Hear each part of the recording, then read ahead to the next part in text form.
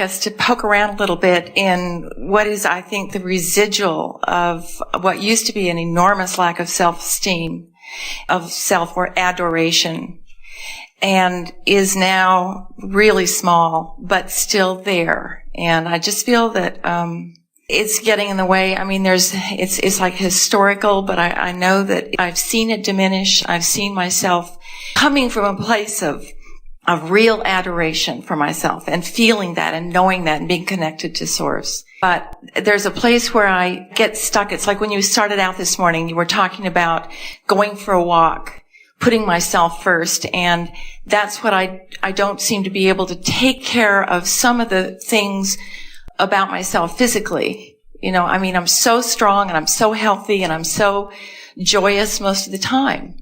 But there's this little piece left where it can just stop me in my tracks.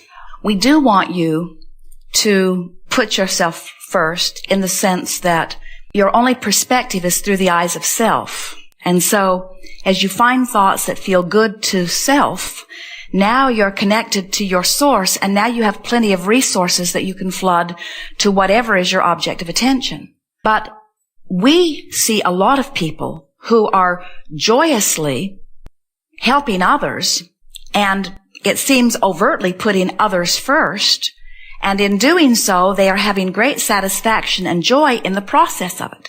In other words, a mother who tends to her child is certainly putting her child in the position that you would call first, but she is getting enormous satisfaction from it because she is fulfilling something that she's intended for a very long time.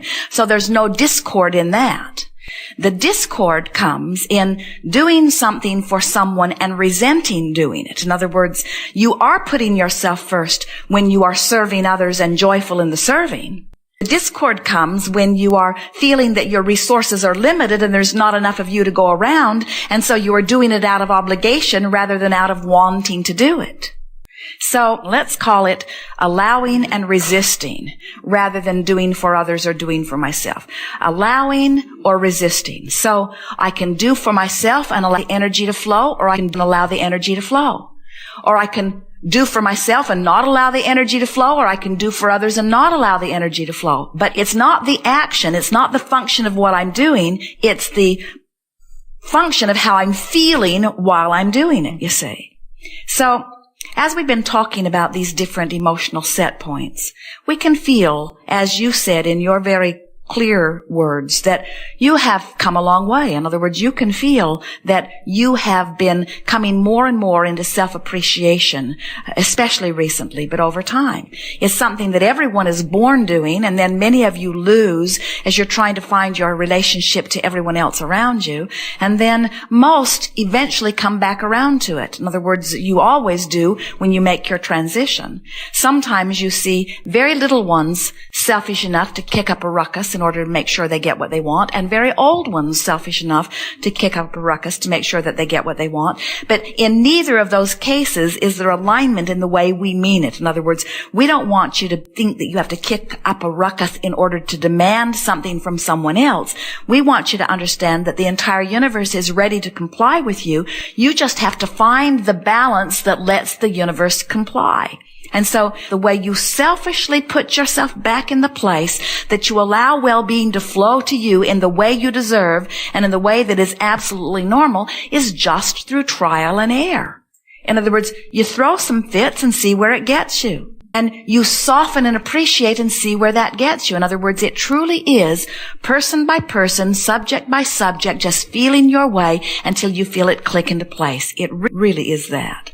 So we can't give you one process or even one way of approaching this because there are lots of different subjects in your experience that might require a little different response from you, because on some subjects, your vibration on the emotional scale is way up here in appreciation. On other subjects, it's over here in fear. In some subjects, it's over here in a feeling of overwhelmment. In some subjects, it's all the way up here in ecstasy and joy and satisfaction. And so there's no one way. You just got to pick a subject and then talk about it with one thing in mind as you've got your ear to the ground. How can I approach this subject, which must be important to me because it keeps coming up, in a way that feels increasingly better? So pick a subject that you would like to move energy on, and let's do it. I'm amazed that you brought up because I don't remember mentioning helping or being in service to anything and feeling resentment, and yet you went right to that. So, well, it's pretty obvious in your vibration.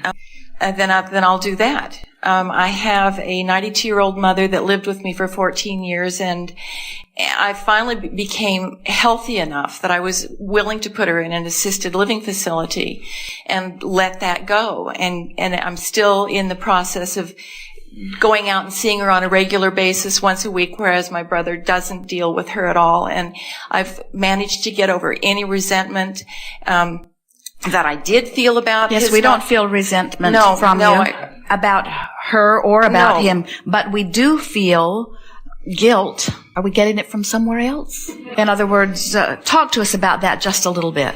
Well, she is senile. And that would be something else I'd like to ask you. Just basically, is it the same as any other dysfunction, physical dysfunction? It's the way many people begin their transition. In other words, if someone is no longer focused in a way that they are calling life through them here, but they are still beating the drum of not believing that they have fulfilled the reason for being here, then they set themselves up in a situation where they can't go and they can't stay.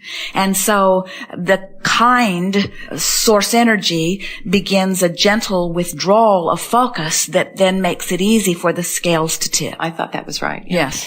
So the guilt that you think I'm feeling or that you feel in me is possibly some sort of abandonment of her, and then that rings a bell with me in terms of I've had a fear of abandonment in my life that I don't know where it comes from, but I know that it strikes a chord. Well, when you think about it, think about coming into this experience and being dependent for a time upon someone like your mother, and never ever feeling like she was fulfilling the role that you would have liked her to have fulfilled. And so even though she was physically there, it never really felt like it quite fit into place in the way that it should have. And then we're not just talking about you, although we're talking about almost everyone. And then on the other end of it, here so many of your parents are now not able to take care of themselves. And so you look at that and you wonder where you are headed. So then this insecurity just sort of feeds on itself, because I started out not being able to take care of myself. I depended upon somebody who didn't do a very good job of taking care of me. And now I see that that person who didn't take very good care of me is now needing me to take care of, and then what's in store for me? In other words, you just can't focus. You can't go there every week and see all of those people that are not able to take care of themselves without it activating within yourself some worry about where you are headed. And what we want you to feel is that the universe will provide anything and everything that you want. And when you say, my mother was my sole provider, which was truly not true, in other words, wholly not true, not even close to being true, just as you were not her provider and are not. In other words, there are so many resources. This universe will accommodate all of you in delightful and effective ways. You just have to let yourself off the hook as being one who must find a provider. In other words, here's what we are saying. You're wanting to see universal forces. Call it God, call it inner being, call it universal forces, call it source energy, call it this energy stream of well-being, call it whatever resonates well with you when you name it. But try to accept that it will always provide for you. It always has.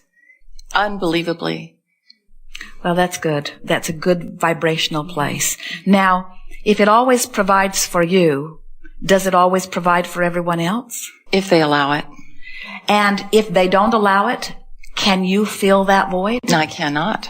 So you've come to the place where you are willing to let everyone be their own independent advocate of well-being. You're really ready to allow that? I am. Coming from a place of being a fixer of everything. I would fix people to death till they were on their knees, and now I don't do that. So we believe you. We can feel that vibrational trek that you've made. So now, where are you and what do you want us to help you with? it's almost like there's a dichotomy. There's a dual personality in the sense that sometimes when I'm out in the world, in the flow, I am in sometimes ecstatic joy. I just feel there's an Abraham tape in my car all the time. I've been focusing on it for 7 years. I've made incredible changes in my life. And coming from a place of literally self-loathing that I wasn't even aware of. And now I've processed it to just this occasional, when I'm almost like when I'm exhausted and I don't give myself permission to go to bed early. I want to value myself to the point that I can joyfully get up in the morning and go for a walk before anything else happens. I want to feel that I deserve to go to bed at a reasonable hour. What keeps you from getting up in the morning and taking a walk, which you claim is your heart's desire? Why don't you do that? Who stands in your way? I do. Because it is frivolous, because it is irresponsible, because there are more important things to be done? Exactly. And the biggest whine that I have, up until a month ago when the last tape came out, which was the first time I'd heard you talk about enjoying everything that you do and not being an overwhelmment, it was like reverse. I hit the tape, reverse, forward, reverse, so many times until it finally sank in that if I took pleasure in whatever I did and just turned over and let go the rest, I finally am moving out of that overwhelmment. And this feels like the last little piece of it. If I can now just move into a place where I love myself so much, really, truly love myself so much that I can get up and not worry about taking there are a lot of business. ways of going about that, and we want to guide you to that. But how about this? This is a different tact. How about everything that I think that I need to do is all in order to propel me to some place that when I get there, I think I will be happier. So everything that I am doing, no matter what it is, all of my lists of right and wrongs are all about me getting to a manifestation that I believe, then I will be happier. So why don't I take a shortcut and just go get happy? Exactly. We encourage you to test this. This is not a theory that we are practicing for the first time on humans, unlike your medical research. This is the way the universe operates. In other words, everything about law of attraction and this inclusion-based universe is about this. And the happier you are, the more you allow all of the things that you've been saying you want. Mm-hmm. So we have an assignment for you. We want you to please you first. And we want you to tell everyone else to take a flying leap. Only problem is, you too. Only thing is, in your case, there are not that many others that you will be able to tell to take a flying leap. In other words, there are not a lot of others that are making demands on you. It is your own internal contradictions. It's like Esther. She will say, I am free to do anything in the world that I choose to do. For me to ever be in a moment of complaining is as screwy as it gets. Because I'm in charge of everything about my life experience. And we say, yes, but you have these habits of thoughts that are carryovers from when you didn't believe that you were in charge of everything. Exactly. And you sort of have to release them just one triumphant whoosh at a time. We have literally taken thought beyond that which it has been before. There was not some big void that we have filled, but we certainly have experienced the satisfaction of conscious motion forward. We like to anticipate what is before you.